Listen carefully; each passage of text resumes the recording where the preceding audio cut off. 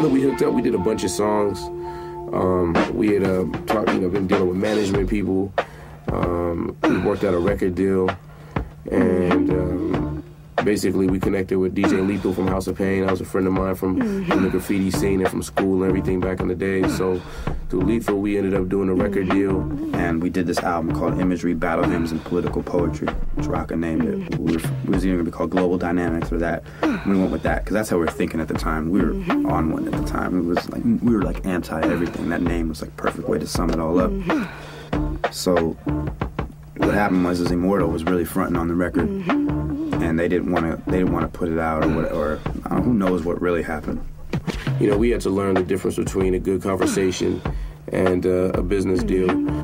Point being is Rocka found a loophole in our contract. He physically found it himself, not even our lawyers, that stated if from the day we turned it in till then, if they didn't. Yo, what's up? We're live right in front of the downtown, the main branch of the LA Public Library. This place is very important to me. Let me tell you why, man.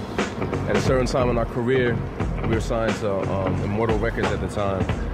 And I talked to my accountants, I talked to my lawyers, I talked to management, I talked to everybody I could talk to try to figure out why we were stuck in this quicksand of a deal, why we weren't able to get anywhere, why nothing was happening with our career. Nobody could give me any answers. I called my lawyer, like, get us out of this contract. He told me it was an ironclad contract, that there was nothing that could be done about the contract.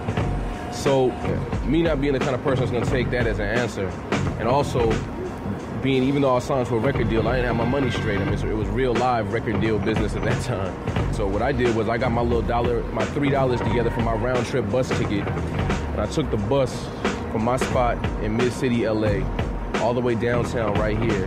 I cleared an entire day and went up there and found an unabridged dictionary. An unabridged dictionary, most dictionaries you see are abridged. It's about that big. An unabridged dictionary is about that big.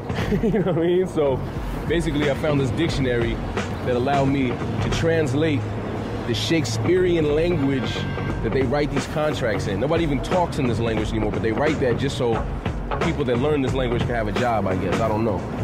Looked through all the paperwork, found a loophole in the contract myself that stated that if Immortal Records lost their distribution through their major connection, which at the time was Sony, Epic Sony, that they had an X amount of time in order to find new distribution or the artist could leave.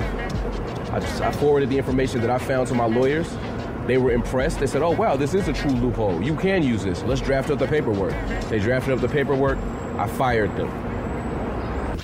You know, it was 8 hours and a few dollars for the bus well spent.